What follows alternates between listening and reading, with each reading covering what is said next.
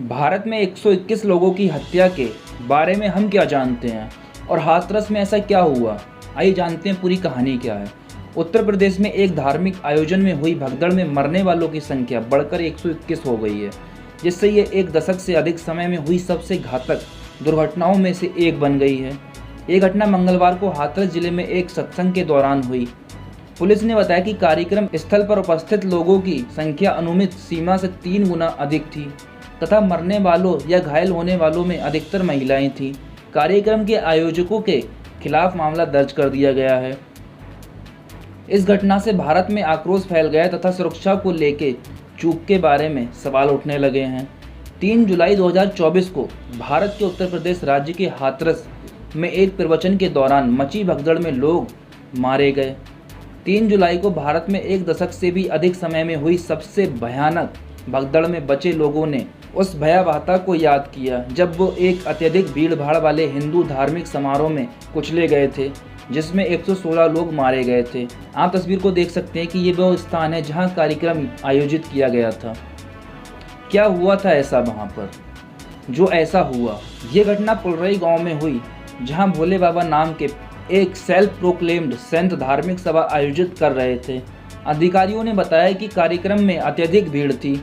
Police द्वारा दर्ज की गई ऑर्गेनाइजर के अनुसार वहां पर 80,000 लोगों के एकत्र होने की अनुमति दी गई थी, लेकिन लगभग 2.5 लाख लोग इस कार्यक्रम में शामिल हुए। कार्यक्रम के अंत में जब धर्मगुरु अपनी कार में बैठकर जाने वाले थे, तब वहां अफरा तफरी मच गई। पुलिस रिपोर्ट में कहा गया है कि हजारों भक्त उनकी गाड़ी की ओर दौड़े और भक्ति भाव से रास्ते में दूर इकट्ठा करने लगे। जैसे जैसे भीड़ बढ़ गई, जमीन पर बैठे या उखड़ू बैठे कई लोग कुचल गए। दस्तावेज में कहा गया है कि कुछ लोगों ने सड़क के उस पार कीचड़ से भरे खेतों की ओर भागने की कोशिश की, लेकिन आयोजकों ने उन्हें बलपूर्वक रोक लिया और कुचल दिया।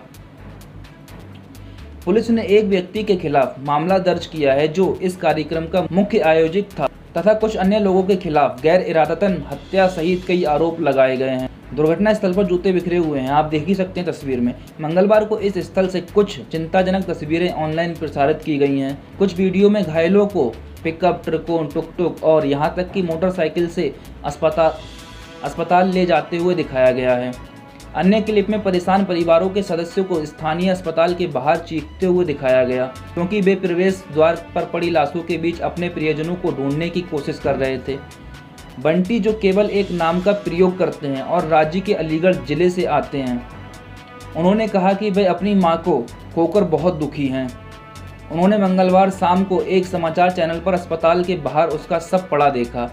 उन्होंने बीबीसी हिंदी को बताया, लेकिन जब मैं वहां गया तो मुझे अपनी मां नहीं मिली और तब से मैं उनकी लाश ढूंढने की कोशिश कर रहा हूं। अन्य लोगों ने भी इस घटना पर रोष व्यक्त किया। रितेश कुमार, जिनकी 28 वर्ष पत्नी हैं, उनकी भी डेड बॉडी वहां शामिल थी।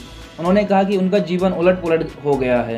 उन्होंने कहा, मेरा परिवार बर्बाद हो गया है। सरकार को ये सुनिश्चित करना चाहिए कि हमें न्याय मिले। आप तस्वीर में देख सकते हैं कि कैसे पीड़ितों के परिवार सदमे में हैं। आइए जानते हैं कि भोले बाबा हैं कौन। स्वयंभू बाबा का असली नाम सूरजपाल है, लेकिन कथित तौर पर उन्होंने अपना नाम बदलकर नारायण साकार बिस्व हरि रख लिया है। उनके भक्त उन्हें भोले बाबा कहते हैं। वह कासगंज जिले के बहादुरपुर गांव से हैं, जो हाथरस से लगभग 65 किलोमीटर दूर। राज्य के वरिष्ठ पुलिस अधिकारी संजय कुमार ने अपने इंटरव्यू में बताया कि वह पुलिस में कांस्टेबल थे, लेकिन उनके खिलाफ आपराधिक मामला दर्ज होने के बाद उन्हें सेवा से निलंबित कर दिया गया था। श्री कुमार ने बताया कि अदालत से दोषमुक्त होने के बाद उन्हें पुलिस बल में पुनः बहाल कर दिया गया था, लेकिन 2002 में उन्होंने अपनी नौकरी छोड़ दी।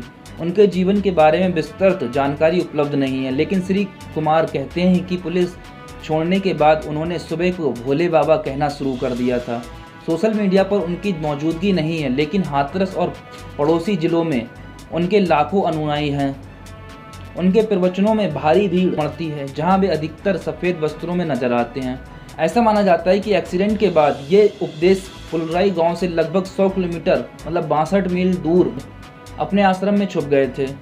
अलीगढ़ पुलिस के वरिष्ठ अधिकारी सलभ माथुर ने बताया कि उनकी तलाश की जा रही है और उनसे पूछताछ की जा रही है। गोमती देवी धार्मिक नेता की छवि वाला लॉकेट पकड़े हुए पुलिस का कहना है कि वह राम कटीर चैरिटेबल ट्रस्ट नाम का एक संगठन चलाता है, जो मंगलवार के कार्यक्रम के मुख्य आयोजक भी था।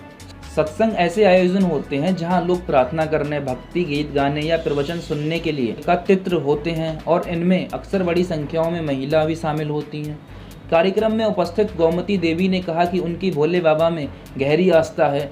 उन्होंने कहा कि वह उनकी तस्वीर वाला लॉकेट इसलिए पहनती हैं क्योंकि वह बीमारियों को ठीक करते हैं, घरेलू परेशानियों को दूर करते हैं और रोजगार प्रदान भी करते हैं। अब आप अपनी हमें राय दीजिए, क्या यहाँ पर जो आम जनता है उनको न्याय मिलना चाहिए? कमेंट करके बताइए और चैनल को सब्सक्राइब कर लीजिए, वीडियो को लाइक कर दीजिए। मिलते हैं अपनी नई न्यूज़ के साथ।